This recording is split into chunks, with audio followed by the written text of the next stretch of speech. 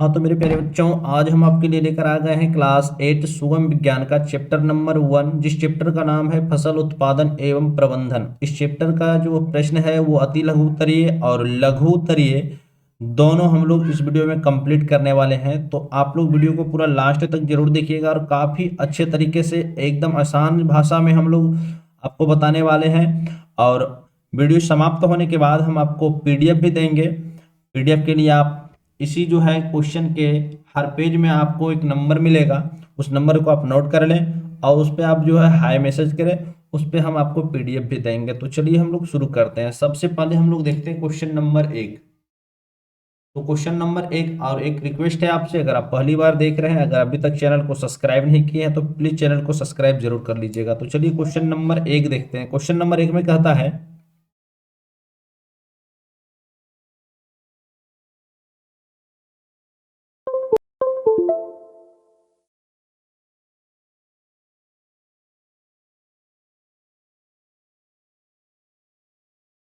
Question number 1 में कह रहा है पौधों को स्वपोषी क्यों कहा जाता है। तो पौधों को स्वपोषी क्यों कहा जाता है, इस क्वेश्चन का आंसर आप यहाँ देख रहे होंगे।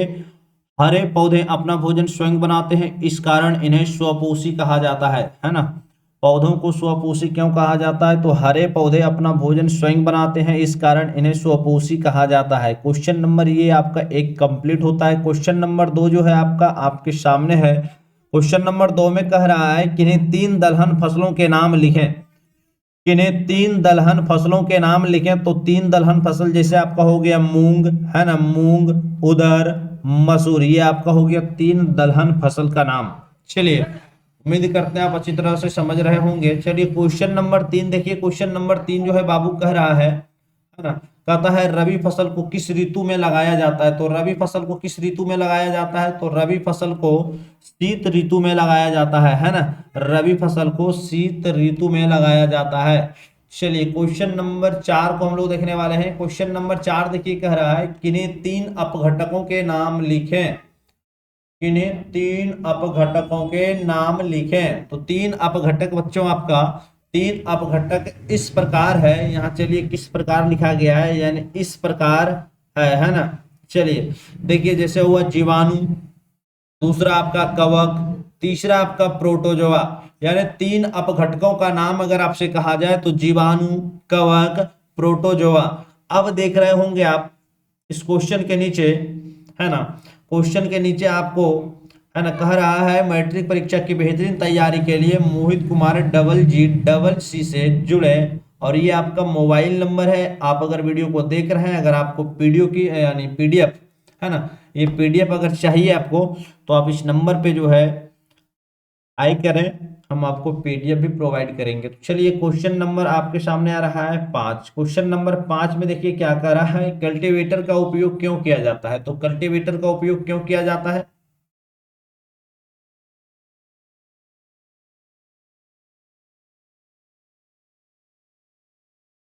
तो देखिए कल्टीवेटर का उपयोग क्यों किया जाता है। तो इस क्वेश्चन का आंसर आप इस प्रकार से दे सकते हैं।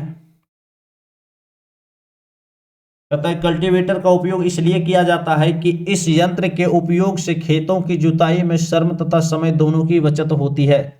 फिर से एक बार हम रिपीट करेंगे क्वेश्चन और आंसर। कहा जाता है कल्टीवेटर का उपयोग क्यों किया जाता है, तो कल्टीवेटर का उपयोग इसलिए किया जाता है कि इस यंत्र के उपयोग से खेतों की जुताई में श्रम तथा समय दोनों की बचत होती है। चलिए क्वेश्चन नंबर 6। क्वेश्चन नंबर 6 में कह रहा है पुनः रोपण विधि से किन किन फसलों को लगाया जाता है।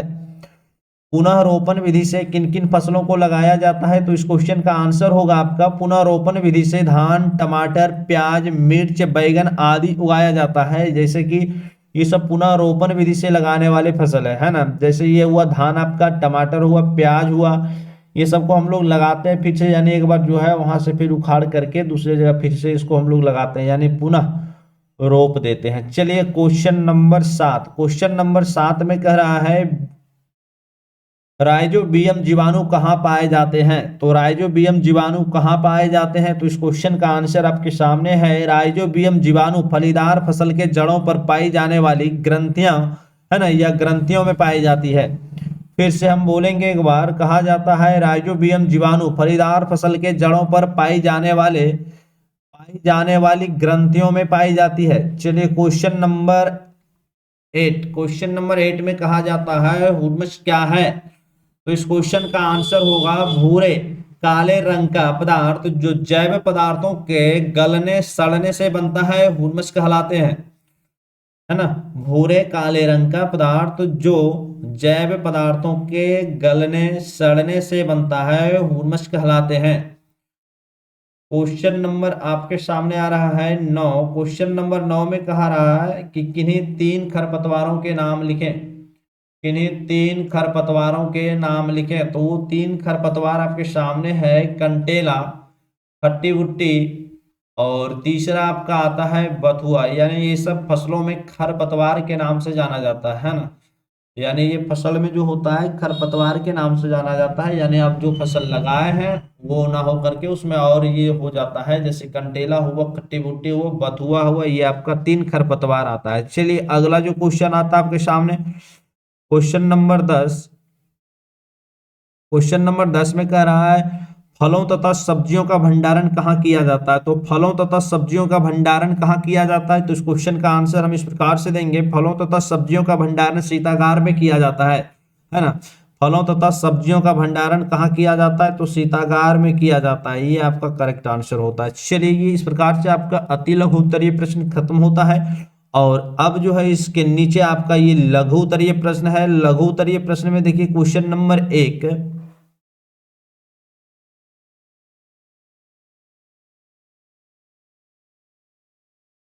क्वेश्चन नंबर 1 में कह रहा है हमें भोजन की आवश्यकता क्यों होती है ना। ये लघु उत्तरीय प्रश्न है इस चैप्टर का। कह रहा है हमें भोजन की आवश्यकता क्यों होती है, तो हम कहेंगे आंसर इस प्रकार से देंगे, भोजन से हमें ऊर्जा प्राप्त होती है। ऊर्जा की आवश्यकता जीवन की जैविक क्रियाओं जैसे पाचन, श्वसन, उत्सर्जन आदि के संचालन में पड़ती है। भोजन से हमें कार्बोहाइड्रेट, प्रोटीन, वसा, खनिज, विटामिन तथा जल की प्राप्ति होती है, इसलिए भोजन की आवश्यकता होती है। चलिए फिर से एक बार हम रिपीट करते हैं, हमें भोजन की आवश्यकता क्यों होती है, तो इस प्रकार से आंसर देना है, भोजन से हमें ऊर्जा प्राप्त होती है। ऊर्जा की आवश्यकता जीवन की जैविक क्रियाओं जैसे पाचन, श्वसन, उत्सर्जन आदि के संचालन में पड़ती है। भोजन से हमें कार्बोहाइड्रेट, प्रोटीन, वसा, खनिज, विटामिन तथा जल की प्राप्ति होती है, इसलिए भोजन की आवश्यकता होती है। चलिए उम्मीद करते हैं आप अच्छी तरह से समझ गए होंगे। क्वेश्चन नंबर 2, क्वेश्चन नंबर 2 का आंसर इस क्वेश्चन है, कहता है अलग अलग फसल को अलग अलग मौसम में क्यों लगाया जाता है। अलग अलग फसल को अलग अलग मौसम में क्यों लगाया जाता है, तो इस क्वेश्चन का आंसर हम लोग इस प्रकार से देंगे, अलग, है ना, अलग अलग, या फिर लिख सकते हैं अलग फसलों की खेती के लिए अलग अलग जलवायु संबंधी परिस्थितियों की आवश्यकता होती है ना। अलग फसलों की खेती के लिए अलग अलग जलवायु संबंधी परिस्थितियों की आवश्यकता होती है। यह परिस्थितियां, है ना, यह परिस्थितियां विभिन्न या भिन्न भिन्न मौसम में प्राप्त होती है, इसलिए अलग अलग फसल को अलग अलग मौसम में उगाया जाता है। फिर से एक बार हम रिपीट करेंगे, अलग फसलों की खेती के लिए अलग अलग जलवायु संबंधी परिस्थितियों की आवश्यकता होती है। यह परिस्थितियों भिन्न भिन्न, है ना, यानी भिन्न भिन्न मौसम में प्राप्त होती है, इसलिए अलग अलग फसल को अलग अलग मौसम में उगाया जाता है। चलिए उम्मीद करते हैं आप अच्छी तरह से समझ गए होंगे। अब क्वेश्चन नंबर आपके सामने आ रहा है 3, क्वेश्चन नंबर 3 में देखिए काफी इंपॉर्टेंट क्वेश्चन है, खरीफ फसल तथा रबी फसल में अंतर बताएं। खरीफ फसल तथा रबी फसल में अंतर बताएं। तो इस क्वेश्चन का आंसर आप इस प्रकार से दे सकते हैं, खरीफ फसल तथा रबी फसल में अंतर। चलिए एक बार हम देख लें ताकि आपको दिखाई दे रहा हो, बिल्कुल आप देख रहे होंगे। चलिए कह रहा है उत्तर में आप इस प्रकार से दे सकते हैं, खरीफ फसल का देखिए अंतर, खरीफ फसल का हम सबसे पहले बता रहे हैं, यानी इन फसलों को वर्षा ऋतु में बोया जाता है ना, इन फसलों को वर्षा ऋतु में बोया जाता है। चलिए दूसरा अंतर इस प्रकार से हम लोग इसका कहेंगे, उसमें दो जो कारण है या दो गुण है, इनकी बुआई जून जुलाई में तथा कटाई अक्टूबर से सितंबर तक को होती है। जैसे रबी फसल का बात हम कर लें तो रबी फसल में कहा जाता है इन फसलों को शीत ऋतु में लगाया जाता है, दूसरा हम बताएंगे इनकी बुआई अक्टूबर माह में तथा फसल की कटाई मार्च में होती है ना। चलिए ये होता है आपका रबी फसल। तो इस प्रकार से ये खरीफ फसल और रबी फसल का अंतर हम लोग देख लिए हैं। चाहे तो आप स्क्रीनशॉट भी ले सकते हैं और नहीं तो फिर आपको हम पीडीएफ भी देने वाले हैं। अगर आपको पीडीएफ के यानी पीडीएफ चाहिए तो आप लोग जरूर मैसेज करें। चलिए अगला जो क्वेश्चन है क्वेश्चन नंबर 4। क्वेश्चन नंबर 4 को देखें। कहा जाता है बीजारोपण के पूर्व खेतों की जुताई क्यों आवश्यक है। बीजारोपण के पूर्व खेतों की जुताई क्यों आवश्यक है। तो इस क्वेश्चन का आंसर हम इस प्रकार से देंगे बाबू। कहा जाता है जुताई से है ना, जुताई से पोषक तत्व मिट्टी की ऊपरी परत में आ जाते हैं। इसके अलावा मिट्टी के कणों के बीच वायु संचरण तथा जल धारण क्षमता भी बढ़ जाती है। विभिन्न प्रकार के खरपतवार भी जुताई के दौरान जड़ से उखड़ जाते हैं। इसलिए बीजारोपण के पूर्व खेतों की जुताई आवश्यक है ना। चलिए फिर से एक बार कह रहा है जुताई से है ना, जुताई से पोषक तत्व मिट्टी की ऊपरी परत में आ जाते हैं। इसके अलावा मिट्टी के कणों के बीच वायु संचरण तथा जल धारण क्षमता भी बढ़ जाती है। विभिन्न प्रकार के खरपतवार भी जुताई के दौरान जड़ से उखड़ जाते हैं। इसलिए बीजारोपण के पूर्व खेतों की जुताई आवश्यक है। चलिए क्वेश्चन नंबर 5 को देखने वाले हैं। अब हम लोग क्वेश्चन नंबर 5 देखिए क्या कह रहा है। क्वेश्चन नंबर 5 में कह रहा है उर्वरक तथा खाद में अंतर बताएं। उर्वरक तथा खाद में अंतर बताएं। तो इस क्वेश्चन का आंसर हम लोग सबसे पहले उर्वरक के बारे में आपको हम बताते हैं। उर्वरक ध्यान से देखें आप लोग। उर्वरक जो है कहता है उर्वरक का प्रयोग खेतों में प्रायः फसल की बुआई के बाद किया जाता है।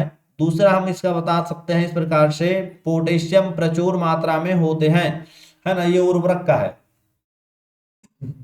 अब आपके सामने खाद का है ना। देखिए खाद के बारे में दोनों में क्या अंतर है। कहा जाता है खाद का प्रयोग खेतों में, खाद का प्रयोग खेतों में फसल की बुआई के पूर्व जुताई के दौरान किया जाता है ना। दूसरा पॉइंट इस प्रकार से होगा कि खाद में पादप पोषक तत्व उर्वरक से या उर्वरक के तुलना यानी उर्वरक से तुलनात्मक रूप में कम होते हैं, है ना। फिर से एक बार हम इस पॉइंट को रिपीट करते हैं। खाद में पादप पोषक तत्व उर्वरक से तुलनात्मक रूप में कम होते हैं। ये होता है आपका खाद और उर्वरक का अंतर। तो चलिए अगला जो प्रश्न आता है आपके सामने क्वेश्चन नंबर 6। फसल चक्रण की परिभाषा दें। फसल चक्रण की परिभाषा दें। तो फसल चक्रण की परिभाषा इस प्रकार से आप दे सकते हैं। खेतों की उर्वरा शक्ति को बनाए रखने के लिए, खेतों की उर्वरा शक्ति को बनाए रखने के लिए कोई दो फसलों के बीच एक फलीदार फसल लगाने की पद्धति को फसल चक्रण कहते हैं, है ना।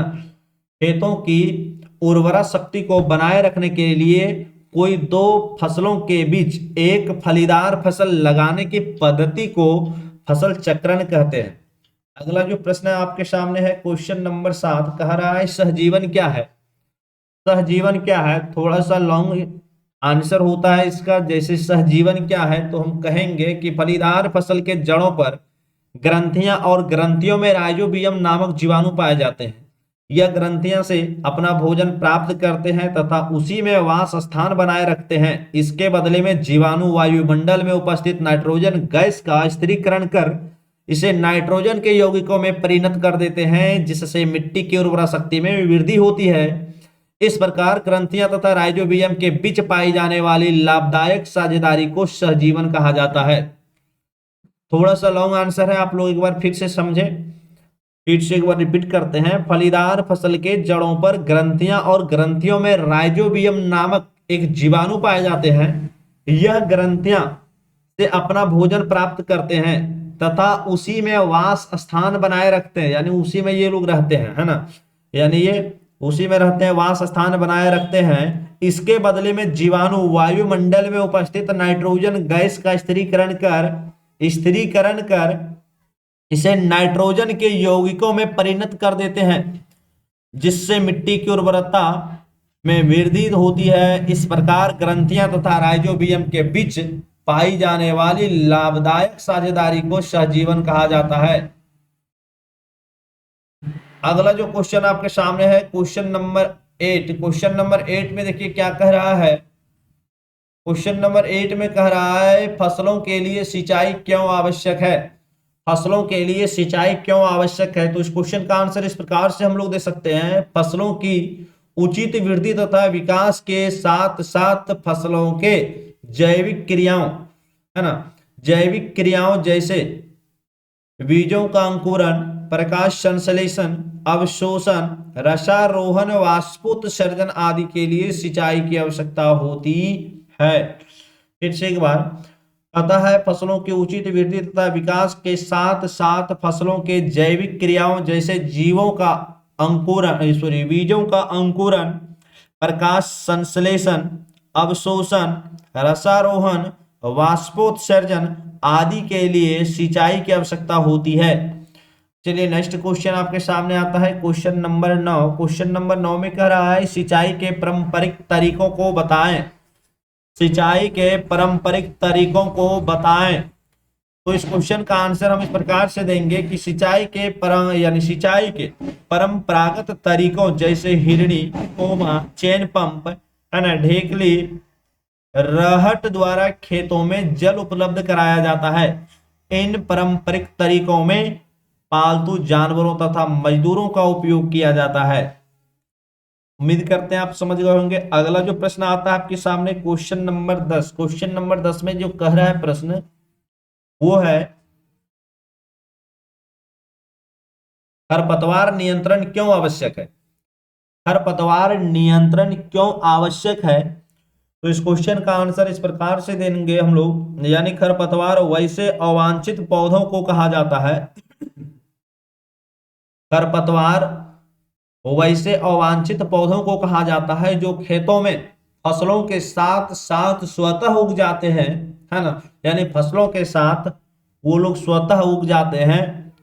यह फसलों को उपलब्ध होने वाले पोषक तत्व, जल, सूर्य का प्रकाश, स्थान आदि का उपयोग करते हैं, जिसका प्रतिकूल प्रभाव फसलों की पैदावार पर पड़ता है। इसलिए खरपतवार का नियंत्रण आवश्यक है। अगला जो प्रश्न आता है क्वेश्चन नंबर 11। क्वेश्चन नंबर 11 में कह रहा है अनाजों का भंडारण क्यों आवश्यक है। अनाजों का भंडारण क्यों आवश्यक है। तो अनाजों या अन्य भोजन उत्पादों का भविष्य में उपयोग के लिए भंडारण आवश्यक है ना। हमारे देश में अनाजों के भंडारण की व्यवस्था भारतीय खाद्य निगम करता है ना, जिसको हम लोग FCI बोलते हैं। चलिए फिर से एक बार, अनाजों या अन्य, है ना, अनाजों या अन्य भोजन उत्पादों का भविष्य में उपभोग के लिए भंडारण आवश्यक है। हमारे देश में अनाजों के भंडारण की व्यवस्था भारतीय खाद्य निगम करता है। Question number 12। क्वेश्चन नंबर 12 में जो है कह रहा है पशुओं से प्राप्त होने वाले भोज्य पदार्थों के नाम लिखें। पशुओं से प्राप्त होने वाले भोज्य पदार्थों के नाम लिखें। तो पशुओं से जो भोज्य पदार्थ प्राप्त होता है वो इस प्रकार है। आंसर हम लोग इस प्रकार से देंगे कि पौधों की तरह ही जंतु भी हमें विभिन्न प्रकार के खाद्य पदार्थ प्रदान करते हैं। यानी जिस प्रकार पौधे विभिन्न प्रकार के खाद्य पदार्थ देते हैं यानी प्रदान करते हैं, उसी प्रकार, है ना, उसी प्रकार जो है पशुओं भी, जैसे दूध, मीट, अंडा, शहद आदि ये पशुओं द्वारा प्राप्त होने वाले भोज्य पदार्थ हैं। चलिए इस प्रकार से हम लोग इस वीडियो में अति लघु उत्तरीय प्रश्न और लघु उत्तरीय प्रश्न को कंप्लीट किए हैं। नेक्स्ट वीडियो में आपको दीर्घ उत्तरीय प्रश्न और फिर नेक्स्ट चैप्टर का प्रश्न हम लोग कंप्लीट करेंगे। आप लोग एक बार वीडियो को पूरा जरूर देखें। इसके बाद अगर आपको PDF चाहिए तो दिए गए नंबर पे आप हाई करें, उस पर हम PDF भी आपको देंगे।